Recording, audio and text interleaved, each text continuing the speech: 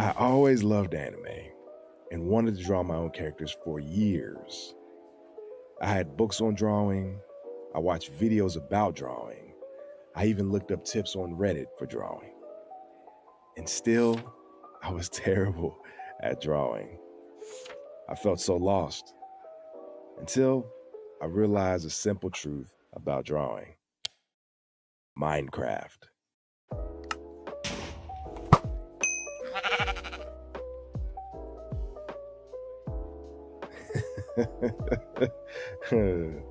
Let me explain. Now, I'm 35 years old, and Minecraft wasn't a game I ever really played, but I do watch YouTube, and I do watch Minecraft playthroughs. And one thing that has always fascinated me about Minecraft, aside from the epic anime battles, is its unique art and design style. You see everything in Minecraft, from the trees to the houses to the monsters to the characters, and the entire world is built from these blocks. And by the end of this video, these blocks will transform your drawings forever. Now, growing up, my favorite anime was definitely Dragon Ball Z. Next time on Dragon Ball Z. Goku destroying Frieza, the introduction of Trunks, everything about Dragon Ball Z inspired me. For years, I tried to draw like the artists I looked up to, but failed. For years, I was missing an important piece, and it wasn't anatomy, it wasn't even gesture drawing. What I didn't realize back then that I realize now is that drawing uses the exact same principles as the world of Minecraft. Now, let's look at the base Minecraft characters, Steve and Alex. Now, when you look at them, what do you notice first? That their heads are a block? Not really. That their torsos are a block? Not really, at least not for me. That their arms and legs are made of various blocks? Nah. You see, the thing I notice first is that they are characters. And that is the first lesson about drawing.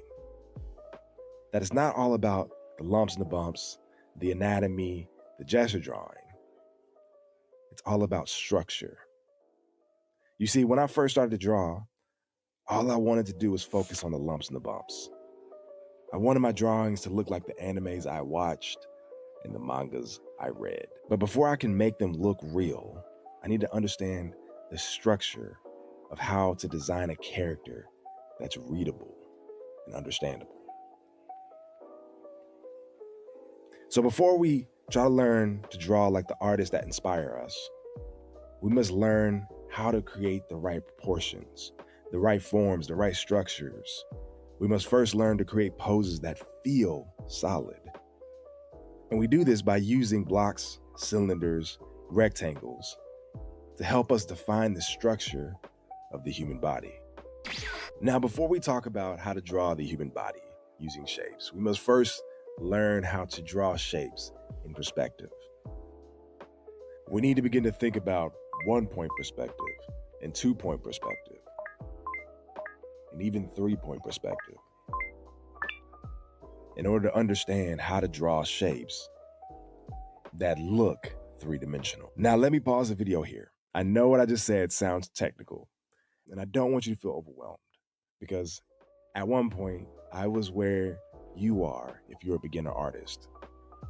Understanding how to draw shapes is pretty simple. If you play Minecraft, or even you play with Lego blocks, you understand how shapes work. And now it's about understanding how to draw the shapes that you see in Minecraft in a way that makes sense on paper. Now, there's videos on YouTube that discuss this at length. I highly recommend you watch them, because once we understand how to draw shapes on a one-dimensional surface in a way that looks three-dimensional, then we get to unlock the true depth of drawing. So now that I've explained how shapes work and we've talked about how to draw in perspective and use these shapes to define human form, let's take a few references. So let me show you how I use shapes to define and draw the human body. So when I first started drawing, I tend to draw the torsos first. I like to use rectangles and squares as a way to give my figures a solid base.